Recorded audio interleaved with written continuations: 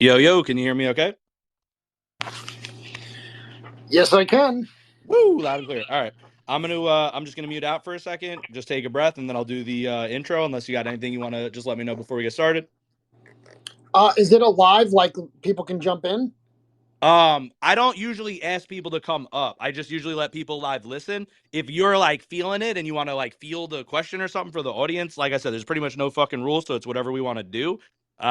We've done that a couple times, usually no, No, but that's it's cool. I didn't know if it was like a pre-record and then it'll get posted, but if it's a live, people are it's going to come in live. and listen. I'm cool with that. Yeah, it's live. I'm gonna edit this part out here, and then the one that gets posted is gonna start with like, welcome to the show, and all that. I got you.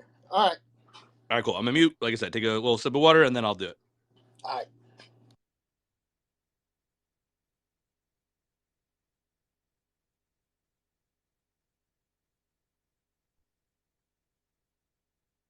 Welcome to the Talking About Life podcast.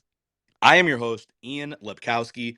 On Twitter, I am Kowski _ETH. That is at KOWSKY _ETH, as in the first three letters of Ethereum. My ENS is Kowski.eth. We always start the show by thanking God, thanking the universe, source, however you want to call it, for allowing this magic to happen where we get guests to keep coming onto the show, keep the show running, and sharing their passions and positivities and their life stories and imparting lessons and just having a good fucking time up here. We also always thank the guests, of course, for coming on the show. We appreciate their time and sharing, their stories with us. Today, we are lucky enough to have Tom Gervasio. Hopefully, I'm saying that right. On the show. Close enough. I said it right? Gervasio. Gervasio. You were Yes. close. Better Don't let than me say it most. wrong. So Tom Gervasio on the show. We got the name right. Sorry, not Instagram. On Twitter, he is T Ger, and his handle is at TGER _01. His Twitter bio reads: owner of crime scene cleanup company, investor in Huawei. Am I saying that right? Paul Huawei, Way. NFT investor VeeFriends, Flyfish Club, Book Games, VSP, Wolf Game, OpenSea Wallets, Tiger _01, and Tiger, or Jer, or Gervasio. Um, It is Jer, but that's there you okay. go. I'm getting it Jer. right. I'm getting the words Close here. We're getting it out. enough. So, but forgive me for my botched mispronunciations here, but how are you doing tonight? How are you doing in general? And if you want to just give any more bio or whatever you want in addition to what I read, and we'll kick it off. Sure. Thank you for having me. I really appreciate it. Everything's good, man. It's the business that I do that you just kind of read off is kind of unpredictable and it can be different every day, which is awesome, but also, unpredictable. So but everything's been really good lately. And again, I appreciate you having me on. Yeah, man. I appreciate you for coming on. Now, I know a little bit about what you do. We've had this conversation before, but for the show and the sake of the listeners, do you want to talk a little bit about, what crime scene cleanup is? And I'll just say first, if your first image of crime scene cleanup is that like, Tom is coming in from the mob and, cleaning up after hit jobs kind of thing, that is not what it is. I don't know if people think like I do. I hear that. I watch The Sopranos. I watch a lot of fucking mob shows. I hear crime scene cleanup and I'm thinking like this guy's the fucking fixer. I don't know if you like fucking watch Tarantino movies, but like Mr. Wolf or whatever the fuck that guy's name is that comes, he cleans up the fucking dead bodies from fucking, Samuel L. Jackson and John Travolta and shit. Um, so it's not that. It is way more No, it's compassionate not. Yeah. and it's actually something beautiful. It's a really needed service, but I will let you explain.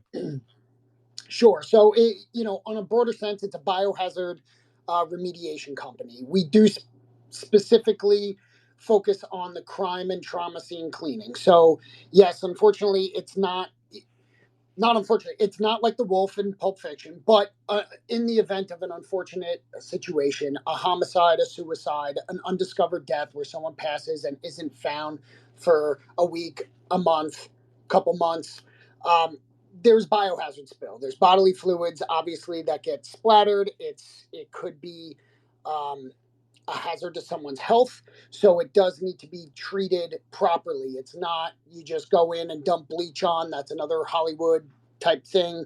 Um, it's a process. There's OSHA regulations. There's certifications we got to get, but we do clean up in the aftermath of anything, any biohazard. So not hazardous material, which can be misconstrued sometimes. I don't clean up oil spills or dispose of kerosene. That's hazmat.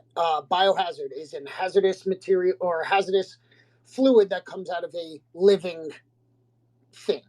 So,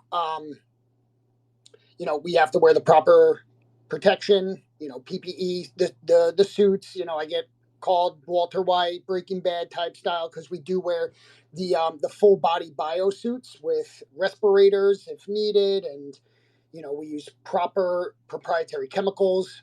It's a whole process of which chemicals to use first, second, third, fourth, the right type of rags, the right equipment and supplies to clean it up. But basically, the goal is in these events, when something like this happens, um, in a residential home or commercial, obviously it's more residential. Um, we get the home back to safe and livable again for the family to come back, or for the house to be sold, or whatever the situation is. A lot of times we have to do some demo of the house.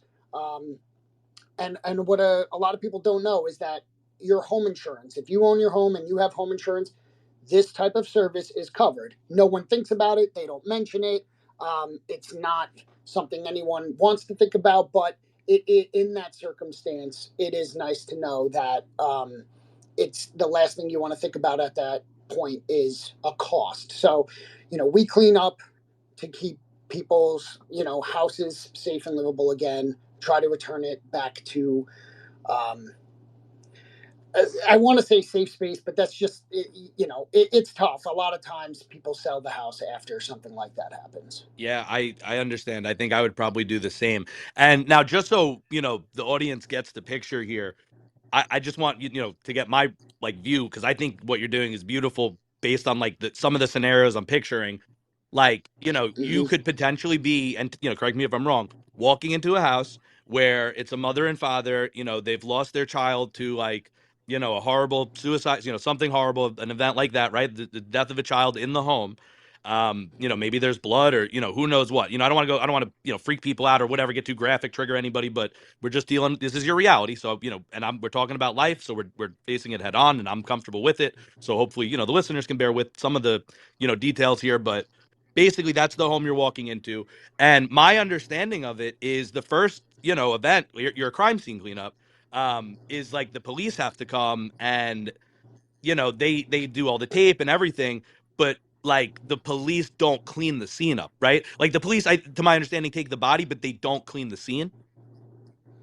So usually when something like that happens, yeah, someone sees that some sort of tragedies happen. They call the police. Police are on scene. They stay on scene, and it's actually they'll contact your county's coroner or medical examiner, and they're the ones that come and pick up, um, the body.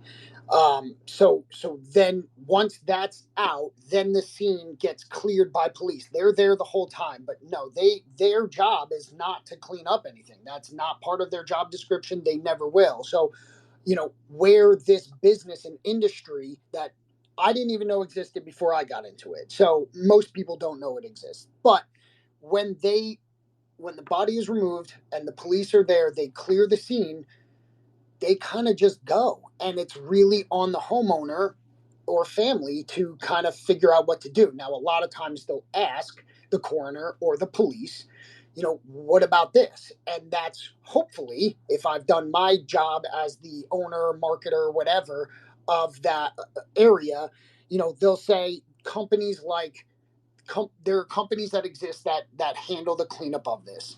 And the reason that they say that and not just say, "Hey, here's Tom's card, call him," is that they legally they can't.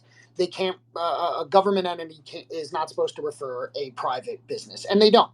So, what I want them to convey when I do talk to the police departments is, just let the people know that companies like mine exist, so that they don't think I have to clean it. They have to clean it.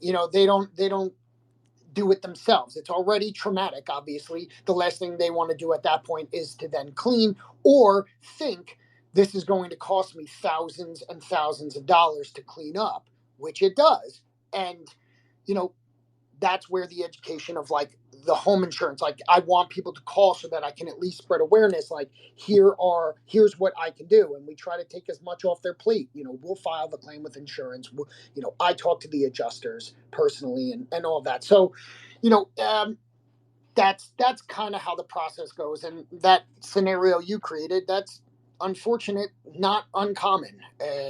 I have been on those types of things. I won't get graphic on this public platform, but that scenario you mentioned is not uncommon, and unfortunately, the ones that stick with me the most for sure. Right, man. So that's just what I'm saying, like just so people like, dude, you are, it's like such a needed thing. You were taking this tremendous burden and like, dude, obviously they're still dealing with like so much, but so like it's not like it makes it right. Like, but like it doesn't take Yeah. anything away from what you're doing, in my opinion. Like it's so much not it's a big fucking messy paperwork, all this shit you're doing, you're helping them like no one wants to deal with that on top of the situation, and like you make it so they don't have to, and like another agency might not do it exactly the way you do it, right? Like you're not obligated to do that the way it sounded like they might be like, all right, we'll do this, but you got to do this and that, right? So it's like, Yeah. So I think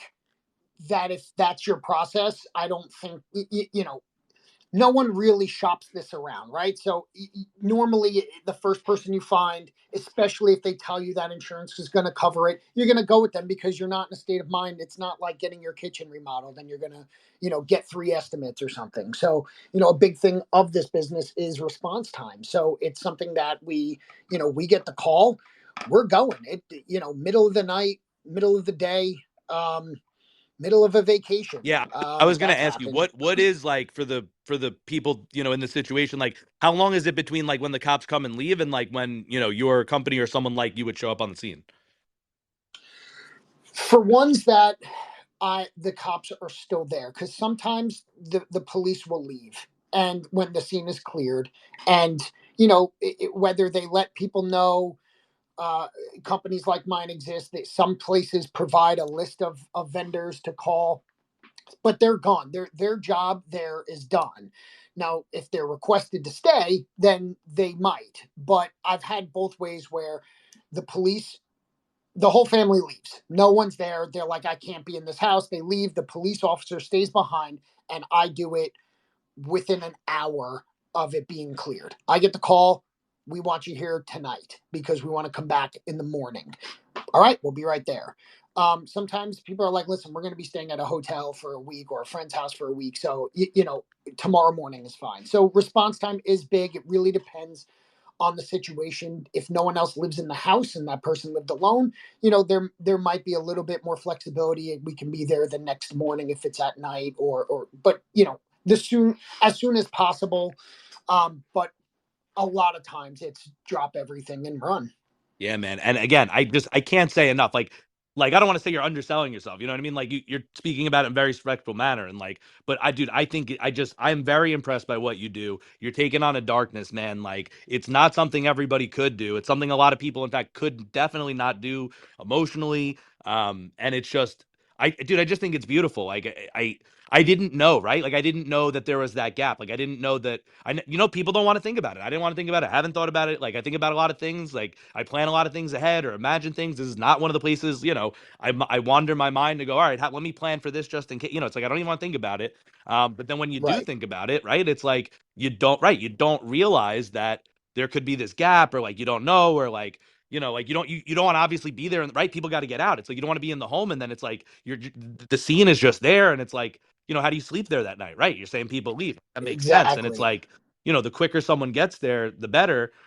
So I really just want to echo that, give you the sunshine, give you the spotlight, and for anyone who like listens to this, like I just think it's like a in a Jewish culture, it's like a mitzvah, it's like a good deed to like let people know that you're out there, that you exist, that that maybe you should hate to think about, maybe you should like if you God forbid you're here and this happens or something like it, and someone's gonna make you do all this shit, realize that some other companies might do it different and might be way more helpful. And like if you're in Tom, where is your primary area of business? I'm based out of a suburb of Okay, Philly. so if you're in, Philly, and maybe, God forbid, but maybe look for Tom or someone like Tom, because I just think it's like you want someone who's really compassionate. Um, we're both VeeFriends, is like an aside here, but it's compassionate catfish, right? That's, I'm getting the name right. That's That's the right. V Yep. friend he minted. That's, his PFP. That's kind of representing him, and it's representing him accurately. You can't do what Tom's doing, or you shouldn't do what Tom's doing, if you don't have a tremendous degree of compassion. So, dude, I just want to thank you. I think that's fucking awesome. The show's about like passion and positivity, and I know, like, maybe there's not passion in dealing with the darkness, but like it's a shit ton of fucking positivity, dude. So it's like it's a really good thing, and I'm just gonna echo that. Now, Well, I appreciate that because it's you know I I'm not downplaying it or trying to, but it's still it's a dark thing, and you don't want to celebrate it. I it I get is. it. I'm going to celebrate it for you, so you don't have to have that conflict. I appreciate. Yeah, it's hard for me too, and it still doesn't. I work with law enforcement. I work with coroners. I could not do what they do. So to me, like, while some people say that to me, I there's still a mountain on top of me of people that I think that have it way harder, and that's why I don't try to make it seem like it's the toughest thing Oh, of course. And all because due credit to those people as well. Like I would, if they were here, I would be saying the same thing to them. But of you course. deserve some of that sunshine as well. Now, I don't, don't get whatever you do and don't want to say. I do not push people's boundaries on the show. This is not a fucking interrogation. It's a conversation.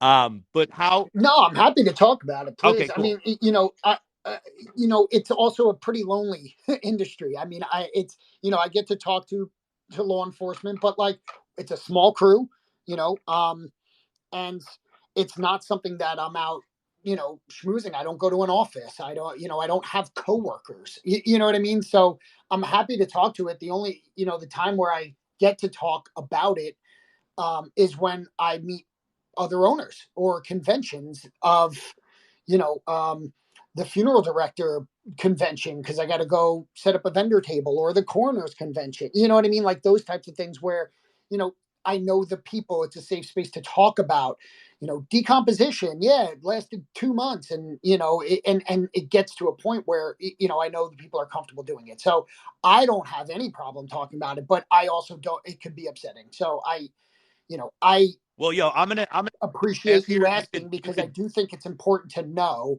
about that it exists because I didn't know, and I'm sure happy I learned about it, so that I can create awareness or spread that awareness that the worst thing to me is, again, I mentioned it already, but if someone is ever in this unfortunate situation and they think I have to now clean it up. No, you don't. Yeah, exactly. You know, And I would hate for that to I was gonna happen. say here, I'm gonna give you the pass here. So like whatever you do and don't want to say is cool, but I'm you're not gonna fucking bother me, dude. Like the reason I care about all this stuff, like the way that I do, is growing up, I had a lot of mental health issues. Suicidal thoughts and feelings. I'm seeing someone that I talk to right now. I'm not the way I was as a kid. As a kid, I used to cut myself. I had like eating things and issues. Sometimes like I went through drugs, dude. Like I went through all sorts of different forms of just like having fucking mental health issues, and I just tried every version of it. I tried having an eating disorder, I tried drug problems, I tried self-mutilate. Like I was just, I'm not proud of it. I'm laughing about it now because I'm like through it, and like this is how I have to look at it, like a dark humor kind of thing. But yeah, dude, the dark stuff, it's like I come from that background personally, and it's like God forbid that was ever my pain. Like thank God I like had the strength and whatever guided me through, and I didn't do that to my fucking parents and family. You know what I mean? So, but like Sure. it's like mentally I'm close to that topic. So, and I promote mental health, and go if you need to talk to somebody. And so yeah, so that's a good segue into, I was going to ask you, how do you fucking deal with it? Like you said, some of the shit definitely stays with you. Like some of the times you're talking to the families, some of the times they're there, some of the times they're not. Like, you know, what do you do? It's tough. I've also seen someone about it, but you know what? I've learned and adapted. I'm going on my fifth year now, so I'm doing it 5 years of owning this business, and I can compartmentalize. When I'm at work, I'm at work, and when I'm home, I'm at home, and like it's funny. It's not funny, but I'll come home, and my wife will be like, "So what happened there?" And I'll get details. Sometimes I never ask, but sometimes I learn the situation of what happened. I never ask. It's a job to me. I don't. And that sounds not compassionate, but I'm not. To me, it's way worse to go in and ask about it. It's not that I don't care. It just um, I'm there to do a job. So when I come home, I'll explain the situation if I do get that information, and it'll stay with my wife, and she'll be like, I'm still thinking about that 2 days later, and I'm like, oh, I haven't thought about it since. So I don't know if that's like a defense mechanism or what, but I've done therapy as well, uh, and it's come up. I mean, but the ones that, like I said, stay with me, I don't think about it until something I have a conversation like this. And I'm not saying that I'm unhappy that it got brought up, but it's anytime it's involved, a child or a high schooler. There was like a string of high school situations in my area. For it's great. Those are the ones that are hard to deal with and hard to talk about, without cracking a little bit, because I have kids now. I remember doing a job where luck an 11-month-old was involved. Luck, they weren't the victim of and or got hurt, but my son was 11 months old at the time, and that type of stuff. It sticks with you. But for me, I have therapy is awesome. I think I highly recommend it, whether it's in person, digital, whatever, any sort of form of talk therapy. That helped me a lot, with other stuff, not pertaining to this business or industry at all. So that helps. I mean, also having, I have a great support system at home. My wife, my kids, you know, um, my extended family. When the things around the job are good, it makes the stuff that's happening and the stuff that I see, handling it a little bit better. So, I don't have all the answers. That's just for me. I know other owners of this, because my business is a franchise. It's a smaller franchise. I think there's about 100 plus, a little over 100 of us across the country. I know a lot of them. I talk to them probably more than I talk to some of my friends, but um, you know, a lot of them do therapy and to deal with the stuff that we see. But I do take comfort in knowing that I am helping. That's the whole reason I got into this industry. I had no experience when I got into it. I didn't even know it existed when I heard about it, and it was just on the things that I was looking for to do. When I wanted to own my own business, helping people was the number one on the checklist. So it checked that box, and it still does. It's very, very rewarding and fulfilling work to do, and that also helps me cope with it. Yeah, man. I was thinking if I were you, like I would have to lean heavy into like how I'm helping the people, like because it's a balance, right? It's thinking about the situation, and then you have the compassion, and the compassion makes you feel like, sad, and like like your heart goes out to them kind of thing. But it's like, you have to control what you focus on, right? So you got to have like that self-discipline, you got to have a strong mind, you got to make a conscious decision to like, right, like you said, compartmentalize and be like, yes, this is dark and sad, and like, I'm helping these people in a way like other people might not do as good of a job, and other people might not care as much. So like, you don't want to take happiness in someone's misery, but you gotta at some level, I think, give yourself a little bit of a pass, just so you could be like, mentally healthy and know that like, no, I'm celebrating misery. I'm not like having like this narcissistic hero thing. I am doing a good thing. I'm a good person. I'm dealing with darkness, and it's okay to feel fucking good inside and lean heavy inside. You don't have to go brag about it. It might sound weird to other people, but at least in like your self-talk, at least in your own head or whatever, I would be heavy on like this. I do like repetitions or affirmations. Like I find that shit helps, like writing things, saying things out loud, like just affirming, like, what, this is sad, but I am good. Like it's a sad thing, but I'm doing a good thing. And I like when I get down, I like repeat shit like that to myself, and like like I believe, like I say things that I believe logically. It's like my logical part is already sold on it, but there's an emotional part of me that's like, I feel this way still. And it's like, well, I'm just gonna keep saying the thing that logically I've attached to it makes sense until you kind of catch up to it. And for me, that works. I don't, I'm not trying to like give you advice and unsolicited, but I'm just relating and just saying, I don't take it or not or whatever. But if anyone in the audience is listening, feel free to try to use that repetitions, affirmations, self-talk out loud, writing down. I think that type of shit helps. Do you have any tips like that too? Like, do you do any writing or any little I don't know tricks or whatever you would call what I'm mentioning? The only thing that I can say, I don't. I wish I did that more. You know what I mean? I probably did it more in the beginning when it was like the first year, and I didn't know what a crime scene looked like other than a fake one in training that I had to practice on. And walking into a house, I still kind of remember walking into a house the very first time, and just getting that feeling. And there was probably more of that to me at this point. The thing that helps me the most is walking in the woods, hiking, being near water. I live near a lake and a state park, and just in silence. I don't want to talk. I don't want to think. I walk and listen to an audiobook, something, or I just sit in silence. That's the only way I get centered into for anything, and not just this. I mean, that's my um, that's my mantra. I don't repeat stuff or think to myself, but I kind of get lost. And, I walk on a trail, and I let the trail kind of dictate where I go. And if there's a couple options, I just go with the feeling, and doing that for an hour helps me so much. If I can do that even just for once a week, it's completely changes my mood. Have you ever encountered Zen philosophy?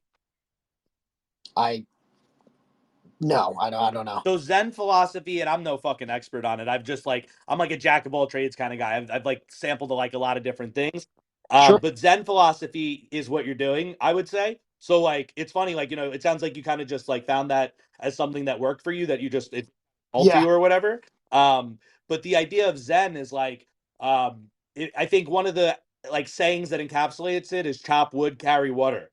And like then it's like why? And it's like because like the wood needs to be chopped and the water needs to be carried, you know?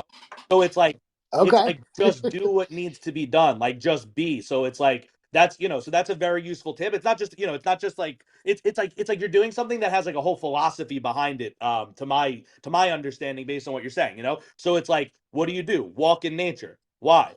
To walk in nature.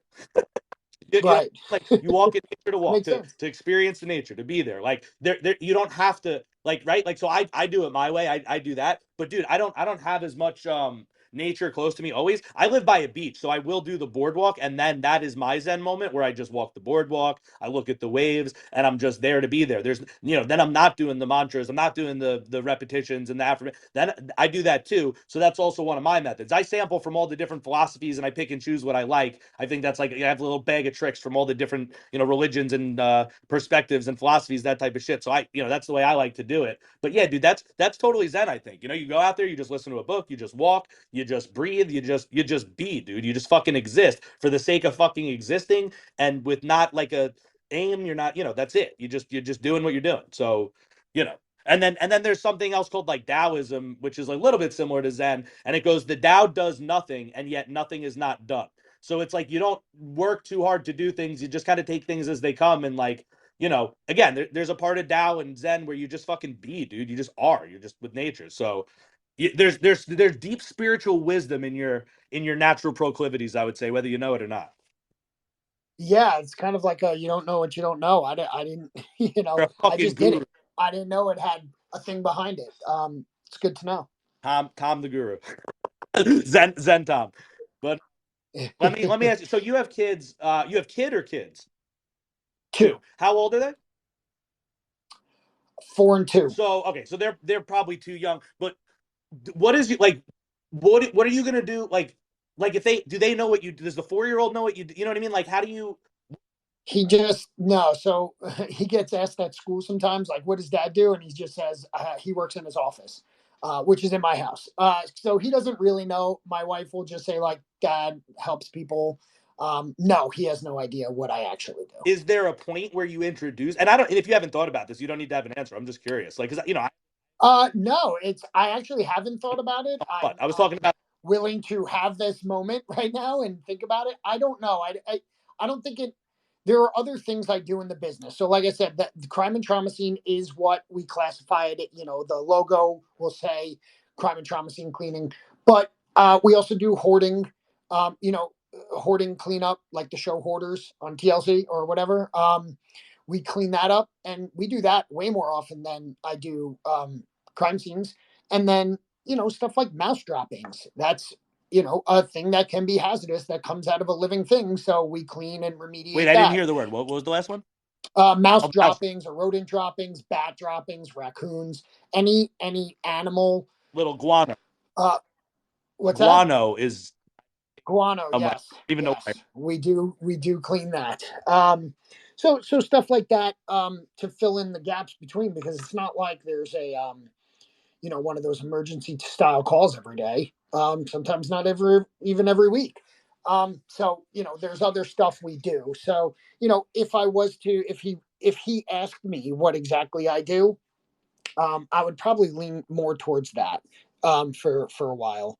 But I mean, he knows what police officers do. So I'm sure the conversation will come up, and that's if I still am doing it when he's ready to Right. learn about it, because I Like it don't could know, become like, this oh, might I work not with the be. police. I help in the police office. Yeah, I, yeah. I think I've even said that. I help. I work alongside police, or I work with. I help police out.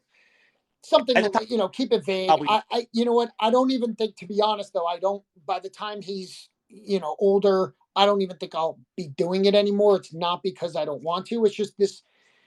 I. It was something I got into to start just to get out of my 9 to 5. Um, I was, in a corporate setting for over 10 years doing corporate sales. And the last job I had, it wasn't for me after 4 years. I was managing a sales team, a big sales team. And I was just like, you know what? I want to do my own thing. And I started looking, and I found it. And that's kind of how I fell into it. It really wasn't like I had experience, or I had, a situation where I saw it and it inspired me. No, none of that. I really just, I created a checklist of things that I wanted to do if I was to ever own a business, and it checked off every box, and introduced, checked off boxes I didn't even have on there, that I didn't even think could be on there. Um, but that's kind of how I got into it. wait, But it was always what were kind the of like a surprise stepping stone. boxes? What are the mystery boxes? So, um, so the ones that helping people was important to me, and that was number one. Like I said, it need to, I had a wife. I had my son. My wife was pregnant with our son. Well, during this time, so I launched the business 2 months after he was born. We have a mortgage, like all this stuff, and it's the only income in our house. And yet I still was like, I was passionate enough to do it. I knew I had to do it. There was no objection from my wife, because she could see it on my face that I needed to do something that was more fulfilling. And so helping people was on it.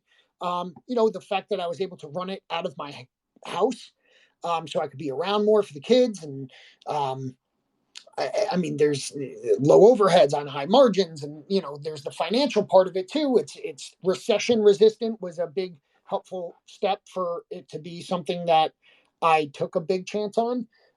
Was not something that was a luxury item, that if we hit an economic downturn, that luxury items might go, put on the back burner. So I wanted something not like that. So all of those were factors.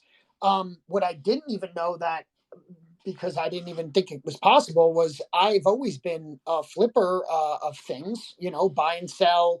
I used to flip candy in middle school, and then I got into other stuff. I've been the garage. That's how I found Gary V, was through the garage selling stuff.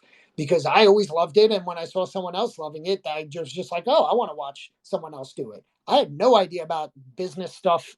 And then this was way before, NFTs came into it. So um, I've always done that.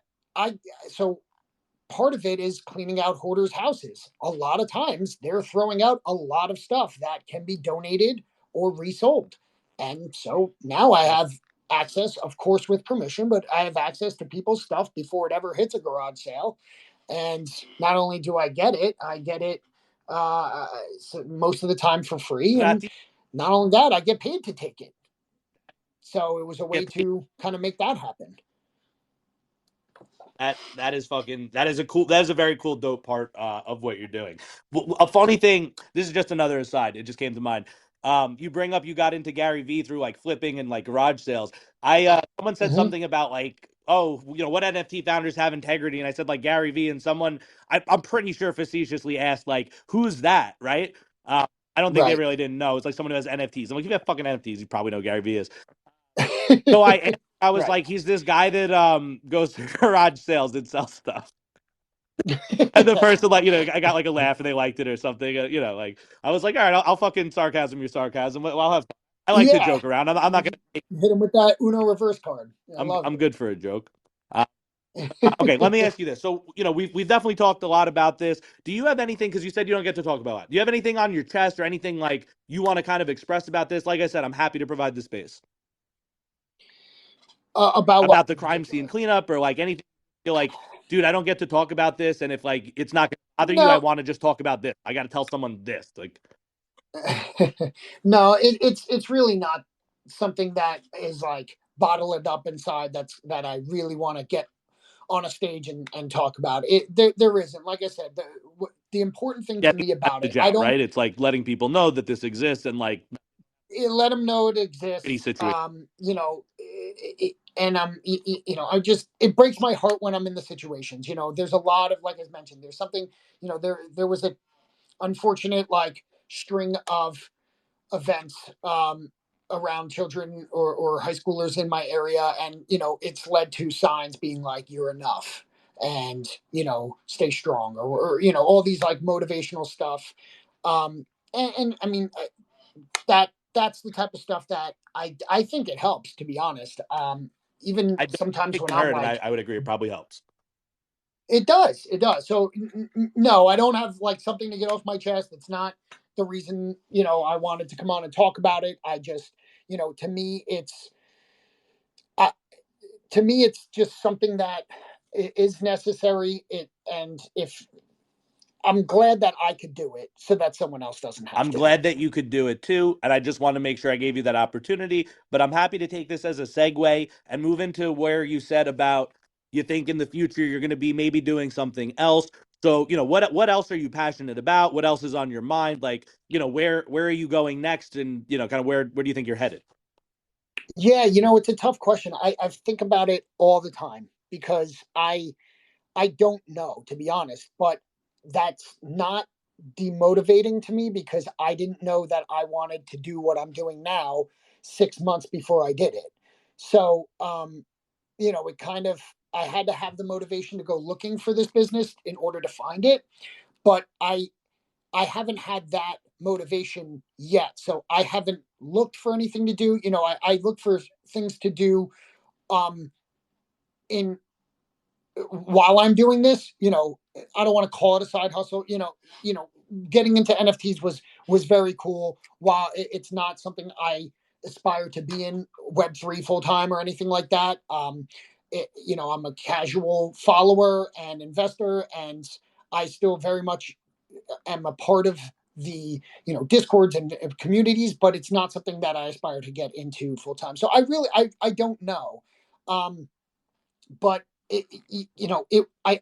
I said it was like a stepping stone because I really wanted to get out of corporate. I really wanted to break the 9 to 5. I really wanted to do something for myself, have a little bit more freedom, be around with my kids more. Because like it's a crazy thought to not be able to be around your kids. You're going to be around coworkers. I don't want to see the person who sits in the cubicle next to me more than I see my kids, and that's the reality. I knew that I just didn't want that. And doing sales for 10 years, I felt confident that as long as I had conviction in what I was selling, I could sell, I would be okay to sell whatever industry or business I got into. I haven't looked for something to step away from what I'm currently doing and throw myself into yet. When I do, I will, but I don't have an answer. But I think about it all the time. I'm always open to opportunities. I'm not, I don't have my eyes closed, but it's going to have to be something that I'd have to either lose interest, which I can't see happening in my current industry, to step away or find passion somewhere else, or um, find something I'm even more passionate about. And I don't even know. I'm happy where I'm at, and that's where sometimes I get overwhelmed at the thought of, well, what's next. I mean, I've had people that in my franchise and other franchisees sell their business, and 3 years, 4 years in, I'm at the point where a lot of people create that exit plan. And so I'll get asked, and I'm like, maybe, if the right offer, I'll say these things. But then they're like, so then what would you do after? And I'm like, and that's where like I get so uneasy because I have no idea, and I don't like to be bored and just sitting around and doing nothing. So I don't know. Um, but I know that it's not something I'm going to do, you know, 20 years from now and like hand the business down to my son, and him take it over someday. I don't think it's going to be that. Um, so unfortunately, I don't have a better answer than I don't know right now. But Well, it's to I'm say very very confident it won't be something, like I said, decades from now I'll still be yeah, well, doing you're it. gonna say unfortunately you don't have a better answer. I would say fortunately I don't think you need a better answer because Okay, good. you're saying some of it makes you uncomfortable thinking about it, and I get that because it's an unknown. I don't like the fucking unknown. Who likes the unknown? But like, dude, the way you're framing it, I don't know if I hear it way more positive. I think maybe than you feel it, or I don't know, but or maybe whatever. But like, dude, you fucking land on your feet all the time. It sounds like, you know what I mean, or like not all the time. No one lands on their feet all the time, but like, dude, you have landed on your feet enough in life. Like, obviously, with the crime scene cleanup business, that's a big fucking win, dude. That's a risk, right? Like, I mean, you said you knew you were confident in sell, but there had to be also some like doubt to some level, or I would think Oh or yeah. at least for other people, that would be like, well, yes, I'm confident myself. Otherwise, you wouldn't have fucking done it. But, there's also the other side that everybody has a fucking, well, what if this? What if that? I have a kid. And it's like, but you fucking pulled this off. So even if this isn't the ultimate thing, like you said it's like a stepping stone, and you said there were some, boxes you didn't even know checked. Maybe one of those is like, the fucking like mega fucking level up in like confidence and like just like your own knowledge of like comfort of self and like to have that like yeah, I'm gonna be okay. And like that's what you fucking need to know. Like that's why you don't know. And if you think about it too much, like you said, like you might freak yourself out and be like, oh shit, I don't know. But like, fuck that, dude. I don't think you need to know. I think, there's some people you talk to, you get a different feeling. And like I could talk to someone else. I wouldn't say this to anybody, depending on what they said. And I might be like, you should probably think about it a little more. You might want to flesh it out. You might want to have a plan. Dude, your plan is to just be excellent the way you've always been, kind of, and live in the moment. And like, dude, I think that's a plan. I said this on another podcast. Sometimes I repeat messages I think are powerful, but dude, I like Bruce Lee. I think he's a really inspirational figure in the world and just culture. And he was asked, Bruce Lee, like, what is your ultimate goal for your form? And he goes, my ultimate goal for my form is to have no form. So it's not to like react to a certain pattern. It's to learn every different like type of martial art and way your body can move, so that no longer are you like anticipating something like ahead of time in your head, and then you could be wrong because you're predicting. You're living 100% in the fucking moment, taking as it comes, because you know all the fucking moves, and that when the fucking thing comes, you're just gonna react to it the right way. So like that's another kind of like zen-ish kind of like thing where it's like, you live in the now and you fucking, you trust your own power. So I don't know if, does part of you see it like that? Like, cause you kind of framed it both ways, but like, does that make sense? Or you, Yeah, yeah. You know what? Perfect sense. You hit the nail on the head. To be honest, 2 years, 3 years in, the business. It's weird to say the business was doing well, because that means that it's unfortunate for so many people. But there were things that we were doing well, and I was putting a lot of pressure on myself. I don't want to mess this up. Let's capitalize. What else can we do? Where can I put? You know, should we start another location? Should we buy another franchise? Should we do this? And you know, um, I I had those moments of like freak out of, I'm missing it, right? There was so much, I guess you can call it FOMO, but it wasn't a specific thing. I was just kind of, I don't, I should be doing something. There's so much I used to live in, so much should be, that it consumed me. And I have, in the last year, um just been like, listen, like, where I'm at, as long as like right now where I'm at is good, and it's consistent. I've like found a good balance of work and life, home life and stuff like that, that I'm just like, why am I, as soon as I feel a little bit of comfort, thinking of like, okay, what do I do next? And just to feel uncomfortable again. I think it's sometimes good to push those limits. I've said, living in your comfort zone is not a bad thing, but you got to keep expanding your comfort zone, but a little bit at a time. When you try to just live outside your comfort zone, my mental won't doesn't survive that way. I know that a lot of people can, and that's awesome. I wish I was like that sometimes, but I'm not. It just, I can't, I wouldn't be able to handle it, so I don't. And I've kind of learned to just be like, listen, like, I do like what I do. It's hard. No business ownership isn't, that is doing well. It's hard work, but it's something that I can find enjoyment with, and things are going decent, and my kids are still so young that, like, they do take, you know they command a lot of time. They're dependent, they're not in school yet, neither of them, and there's two of them. So, they what it's like, how time consuming are young children. So, it's, and rather than doing something to take me even more away from them, I'm like, why don't I just like live in this place where work is doing well enough that bills are paid and we're comfortable, and enjoy, and not freak out about the time where we might not have a job a certain day, and not worry like, well, what if another job never does come in? It's been 5 years. We're still here. So you've been in this situation 1,000 times since you've launched, which I have. And it's like, but there's nothing telling you that another call will come in. And it's like, that's true.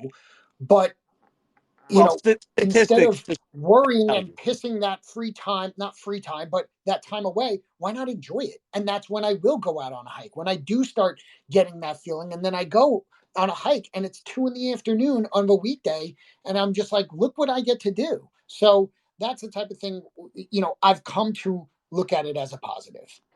Yeah, man. And like I said, I think you got to look at it as a positive. And another way to look at it is like the future and the past don't exist. And like it's obvious that they don't, or it's obvious that they do to like, but when you say they don't exist, like you can't be in the future, you can't be in the past. Your whole life, it's just like a string of nows. Like you're only ever now. So like you don't want to live too much in the future in the past because like they kind of don't exist. Like you know what I'm saying? You get what I mean? Like they obviously do, but Sure. you get what I'm saying? They don't.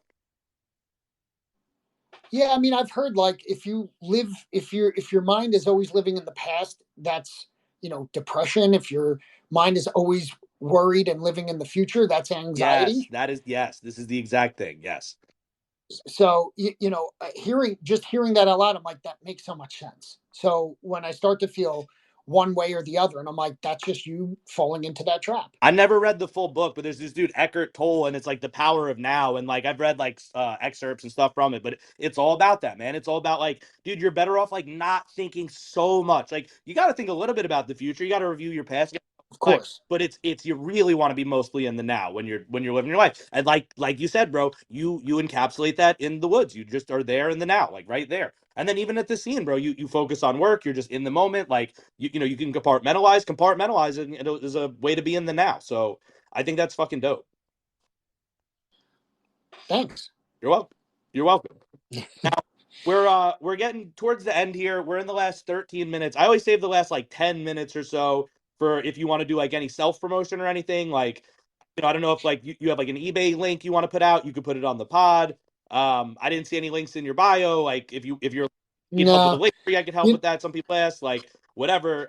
Or if not, like I said, anything else that you're passionate about, we'll just finish out on any other topic. But I always give the chance because, I appreciate you being here. So if you want to like sunshine yourself, go ahead. But otherwise, anything else you want to say? Well, thank you for the opportunity. You know what? No, I don't have a project. I don't have an eBay link. I just, what I would want to say is when I took the leap from the 9 to 5 to do my own business, I wasn't an expert in anything. So that's why I went the franchise route. Franchises have the stigma. They think like McDonald's. Um, or if you think of franchise in the like home contracting services, it doesn't have a great reputation. To me, it's all about the operator anyway. um, there are other companies that do what I do, and sometimes I do get asked, what's the difference between you and them, and it's just like, I'm the difference, because I know with me you're taking care of like the things you were mentioning. Like, I may try to do things that help, to differentiate, but it's really coming from a place of I do want to help. Um, but what I'll say is, once I did that leap, I did have people that, whether it's people I went to college with, high school with, or previous coworkers in those cubicles with me, that were like, I wish I could do what you did. I don't have the balls, I don't have the guts, I don't have the whatever. And it's just like, neither did I. You know what I mean? Like, I get that I did it, but I had a mentor type person. I worked with this person at my last job. Her husband, I never met. She had just, we were friends, office friends, and she had mentioned that her husband was a salesperson, got, looked over for a promotion, and he was just like, you know what, I'm leaving, or passed over, whatever. He didn't get a promotion he was in the running for, and he goes, you know what, I'm not letting anyone else dictate my worth anymore. He quit. He bought an existing business, and he's doing extremely well. I asked her, I'm like, hey, can I talk to him? I never met him, and this was an office friend. It's not like a close friend. She was like, sure. So she set me up to talk to her husband, and he kind of walked me through the process of, how to find existing businesses. That's what I was looking for. I was not looking for a franchise. I was looking for something with existing cash flow, or something, because I had bills. I had a kid on the way. So I was like, I want something that's at least established. It was going to cost me a lot more, but it's something that I wanted to step in and take something that maybe I could grow or put gasoline on, or something like that. It didn't go that route, because once I heard about my company, everything else just kind of didn't seem interesting anymore. So that's how I ended up finding it. But he such a pivotal role. I mean, I'm still friends with him, and I wish I saw him more. He's older than me, but um, such a pivotal person in my life that I had never met prior. And if I had to say that there's something else that I'm passionate about, I would want to help people do something like that. If that's truly what they want, and they want to get out of, a situation they're in, and if my experience at all, whoever listens to this, they can relate, um, reach out to me, DM me on Twitter, on Discord. It's the same, tag. Um, Reach out to me. I'm interested, and it's something that, I'm not. I know I'm not. It's And it's definitely not a paid thing. I right, just want to do it. Tom Gervasio at _01 TGER_01. Right. Perfect. Yes, that's on Reach Twitter. out. Hit me up. I actually tweeted out once, like, "Hey, who in the VeeFriend world wants to do this?" And my pinned tweet is my story of like how, we kind of covered most of it anyway, but of how I got to the the business that I do. And I'll even go into, because a lot of times it's like, oh, that sounds like a lot of work. It's not. It is a lot of work, but I can promise you, no one. I don't want to call myself lazy, but as soon as something seems like a lot of work, I'm like, ugh, forget it. I'm that person all the way through. And how do I? Well, I can't afford it. Neither could I. I got an SBA loan. I'm happy to talk about all of those aspects of going through that process. I put it out one time. I got so many. It's probably, aside from the tweet of Gary, that Gary retweeted, it's definitely the one that got the most interaction of people DMing me like, "Hey, can we talk about this?" so enjoy doing that. I should post stuff like that more or tweet stuff like that more, but I don't. And but the only self promo I would want to do is hit me up. Like I because it's something that it's the best way for me to meet people too. I like to do it. I'm more of a one on one, big crowds. I'm kind of the guy in the corner or at the food table usually, not talking to everyone. So like hit me up and I'm happy to talk to anyone that's in a spot where they feel stuck because I was there and I feel more free now than I ever have before. And I would love to be able to do what that guy did for me to not just one, but as many people as that would I could. So there you go. There you've heard it. If you're listening and you want to get into this type of industry, or you even just have Not just or this industry, any situation. okay, no, go ahead if you want to say. Go ahead. Stop trying to recruit future competitors. Well, yeah, that's true. If you I'm want just kidding. But for real, if you are interested in the industry, I can talk to you up, down, and take hours of your time. But I just mean, any sort of leap, professionally or personally. I don't I'm care. sure if someone's in fucking Washington State though, you're not gonna compete with them. I don't care. I was just joking. So if you're in Philadelphia, don't reach out to him about this. A few states away, maybe that's okay. Otherwise, on general advice about how to get on your own feet, how to get a business started, how to look for a franchise, how to look for maybe a different type of business. Tom's got a connection. He's got a guy that's helping him. He wants to be that guy for you. He's incredibly fucking compassionate. So don't sleep on that, man. Don't be afraid to reach out. If you are afraid to reach out, and maybe me, but you're afraid of Tom for some weird reason, and I'm not judging you, just whatever, or maybe a valid reason. Hey, reach out to me. I will bridge it. We'll do a three-way group chat or Twitter message or DM, and I'll introduce you to Tom. We could do a call. I'm happy to facilitate as well. I'm happy to be that guy too. Just one thing to say to kind of parallel what you're saying.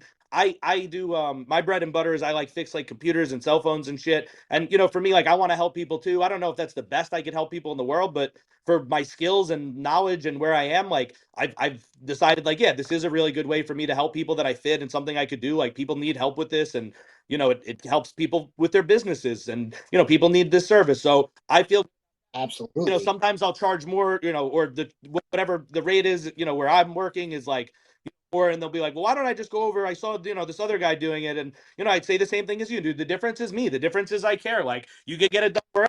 I'm just telling you that, like, I've walked past some of the other places that do it, and like I'm watching a guy eat lo mein with chopsticks while he's like, in your computer, and like I don't know, maybe he just trusts himself, but like. Dude, like that's not how you want it done, man. Like I'm not gonna be eating shit. I'm gonna make sure I'm fucking electrically grounded, bro. I'm gonna make sure there's no static electricity, no fucking lo mein, bro. Like, you know what I mean? Like if Right. tell you what happened. I'm going to tell you why it needs to be done. I'm going to tell you why we're going to get a more expensive part because it's actually going to fix it long term instead of this thing that'll fix it for like 3 months. But this is going to overheat and it's going to fucking break down again. And like that's why that other guy said it was cheaper. He doesn't fucking care about you. Like I don't say it like that, but No, but you're right. I mean, it's there's the old you get what you pay for, but it's more than that. no. But It, it's like I'm going it's to explain things to you. I'm going to walk you through it. I'm going to care, to me, it's transparency. and that's what you do. You care. You're compassionate and you care, and that's the difference. It is. So I think that's a beautiful message here. Um, we have a few more minutes. I do the self promotion, and then sometimes do you have like a mic drop moment or like a greatest lesson from Gary V? Like we got a lot of V friends, V fam that are like my listeners. That's like a lot of the base for the audience. It's a lot. Some people varied, but a lot of V friends. Do you have like a favorite Gary message or Gary quote or something like that? I like to talk about Gary on here sometimes. Yeah. I bet. I it's cliche at this point because it's a character, but the you're gonna die. Yes. I don't say it that way, but it's basically I say a lot to myself like you only get one life. I say that all the time actually to myself. So maybe that's going back to matcha. I didn't even realize that, but I do think that quite often. You only get one. So and it's funny. Where I got that is from a movie. You remember the movie Holes? Yeah, dude. Stanley Yelnats. Yeah, yeah. So it's when I was younger, whenever that came out, I remember hearing that, and that was kind of like the first time I heard it, and I was like, I've always held on to it. I just watched that recently just because I thought about it and I saw it on a streaming platform. So it's the same kind of message. Like, you're gonna die one day. Like that bad day is guaranteed and going to happen. Like, enjoy, even if something it's even if something, if you're stuck in traffic, like there's still good things to find. A good song, a good audiobook you got to listen to, something a little bit longer. I don't know, just finding some things that are positive in a negative situation. I mean, obviously that's related to what I do, but I don't know, you only get one life. Bro, you're bugging me out. Do you know anything about me and that you're gonna die?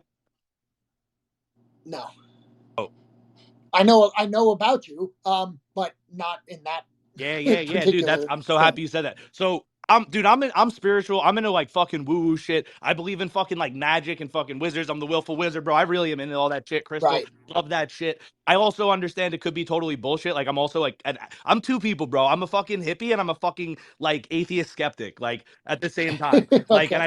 I run both Balance. programs, right? But Right. on the fucking hippie side, bro, I fully am like all in on this shit, and I love when I get these moments of magic. Bro, You're Gonna Die Fly is my fucking like Gary V mega moment. And let me just like we might go a minute over here, but I got to tell you this. If you got like an extra minute or two.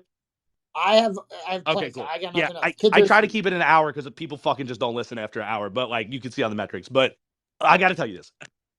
So whatever. Um, like fuck, I don't even care. I don't even Talk to care me. what I want to hear is it. this me or you right now. You know what I mean? People listen or not, whatever, bro. I'm telling you this. Okay. I Yeah. got into Gary V through a few different things. One of my favorite fucking Gary V things was You're Gonna Die. A woman like pulls up to, I don't know if you saw this clip. Yeah. The The window. right. Yeah. So he goes, You're gonna die. That I was like, wait, what? And then I understood him saying that. Not only that, bro, I told you I sampled from all these different philosophies. You ever heard Memento Mori? No. So Memento Mori is like this philosophical, like stoic kind of concept. Like I think there's like I think Freemasons do it too, bro. Like some people go like Okay. pretty far with it where they take like literally a fucking human skull is like the ancient fucking shit. But like today people just get like a plastic skull or something. Or some people don't have anything, but like I think Hamlet or whatever, or fucking Macbeth, or like, Shakespeare in the skulls, that type of shit. So Memento Mori is like it's a philosophy, dude, of you're gonna die. And like Memento, I think is like remember or some shit, and Mori is like die, like Mori or die. It's like Latin. And it's like, dude, start your day every day, like by looking at like a human skull, knowing that that's like inside of you. You're gonna fucking, reduce to that at some point. And what the fuck are you gonna do with your life, right? So I love that it Right. was like that concept. I knew about it. I love that Gary embodied it. When I met Gary for the first time in 2017, I think it was 2017. I keep saying I'm pretty sure it was the year. It was whenever it was his birthday and he like released I think his like first shoe. I got it signed. I got a few pairs. I flipped a few pairs. It like made me some money, paid for the pair that I kept. I have one pair still. Whatever. That is what it is. But I met him and I go, Gary, like I fucking love you, man. Like I love your You're Gonna Die quote. Like I'm kind of like starting out in life, this and that. I don't know where I'm going, but like I know I'm gonna die, dude. You're gonna die. I'm fucking all about that. And like I'm here in New York, bro. Like you're here in New York. Like I'm gonna see you again. Like I'm gonna definitely like we're gonna like something. We're gonna like cross paths and like I'm gonna be bigger than I am now. And like you're fucking saying this shit and it's gonna help me get there. So I said that to him in person. Then at the fucking wine event that like was over the Yeah. summer with the cellar scene, I fucking got called on for a question and I had the opportunity to be like, Gary, like, I fucking met you in New York. And like, remember I told you, like, I love that you're gonna die. And like, I was like strategizing in my life. I'm like, Gary, I own a VF2, You're Gonna Die Fly, strategizing in New York because like the scene in New York, because that is gonna be a forever fucking hold for me, bro. Because that is a moment between me and you, bro. And you didn't have a You're Gonna Die Fly then. And like now you fucking do. And like, dude, that's fucking our moment. Like, I'm the You're Gonna Die Fly That is strategizing in New York crazy. with you, right? So that's fucking powerful. Then I took it one more step. That is That's amazing, right? wild. Yeah, that's a crazy Right? story. I Bro, love that. one step further, bro. It goes one more. So my company that I run on the side with the computer stuff, like that's like my passion is like clothing, alieninks.com. Check it out, whatever. Um, so dude, so I make shoes. I took the top of a box of shoes that had my company. It said Alien Inks on it. We were doing V-minders, which if you don't know in the audience or anyone doesn't know, it's just like you take like piece of cardboard, you write a really positive message that relates to one of the VeeFriends characters, and you just take a picture with yourself and you post it. It's like a dude with sign type thing, but like just a positive message for the world. So I take my alien fucking inks box, bro. I write, "You're gonna die." I forget I wrote what I wrote on. I wrote, "You're gonna die." Like now, make your life meaningful. I think, or now do something with your life, and it had my logo in the middle. Oh, I met him at the Macy's event for fucking like getting the toys and shit, like the Yeah, figures. yeah, yeah. I And remember. bro, so I hand him the fucking thing. He sees it and he's signing it and he goes, "Oh, dude, like you're gonna die. I love it." And I'm like, "Yeah, dude, like I'm that same guy from the wine event with the fly." I'm like, "Bro, if you want to put a fly on there, you want to draw, you're gonna die fly." Like I would love it. And he goes, "I fucking got you, bro." He drew me a one of one "You're gonna die fly" on my fucking box with my company logo on it and fucking signed it. That is my fucking "You're gonna die fly." And that's why I'm like, bro, it's fucking magic, bro. You just hit on that. I didn't even know I was gonna bring that up right now, and then I had to. Like, that's magic to I'm me. so That's happy you synchronicity. did. I'm so happy you did. That's really Yeah, cool. dude. So I that's one of the reasons I love VeeFriends. So now we're over here. So we'll go ahead and close it out. That had to be said. That had to be done. No, I don't even care. I mean, I needed to know. Yes. So blame No, and if me. I don't anyone care. like stayed to this point, you deserve that because I think that's a great story. You deserve to know too. Thank you. Yeah, yeah, that was awesome. God, are you going to be at VCon? I Yes. didn't know with the baby and all that. I Yes. assume I you will will be be. there. Okay, okay, awesome. My baby will not. I will. Yeah, yeah. Oh, I sure hope not. But all right, yeah. So I'm gonna close out. And I know I keep asking this, but I just went on such a long rant, so I feel like I to respectful. Any last thing you want to say, turn it to you, and then I'll close out. No, Perfect. no, no. Thank you for letting me say what I've already said. I appreciate it, My man. pleasure. And I'm gonna turn that right back to you. So we always end kind of the way we start. Thank the guest. That's you. So thank you, Tom, for coming on. Thank you for sharing your beautiful message with the world, letting people know about this service that you do, that other people do, that you gotta go with someone who's compassionate and cares, for putting yourself out there to help people like get started with their own business or get out of their 9 to 5, give people advice, guidance, NFA, whatever. But like you're there, you're compassionate, you're here to help. So thank you for doing all that, sharing your darkness, your light with us, your messages. Obviously, that's what the show's about, and you nailed it, and I appreciate it. I loved every conversation I have on the show. I also, again, thank God, the universe, the energy, the magic, bro, for not bringing the guests on the show, but fucking these weird little synchronicitous fucking moments where like shit just fucking lines up, and I fucking live for that shit where shit lines up. Just like the "You're gonna die" fly shit, just like all that. So thank you to God, the universe, the listeners, anyone who's listening. Thank you for giving us your time. Hopefully we gave you value. If we did, go ahead, like, share, retweet. If you didn't get value, don't fucking do any of that because fuck me then. My bad. Hour. And me If you too. liked it, share it, retweet it, all that shit. And the last message we always go out on is a message from our friend Afakasi Brand. And that's, if you haven't heard it today, you are loved. Universe is full of light and dark, as we talked about, but people come from love. What makes babies? It's love, man. So love is the force of creation. Could be that love created the Big Bang, Like what what else could a Big Bang be? You know what I mean? You think of it a different way, Big Bangs maybe make babies, you know what I'm saying? So love is the force that creates the universe. And not only are you loved, but there's a way to think about it. You are the force of love incarnate in human form, walking around in the flesh. And even though there's light and dark, there's a oneness, and that oneness is love. And that's it, man. If you have not heard it today, you are loved.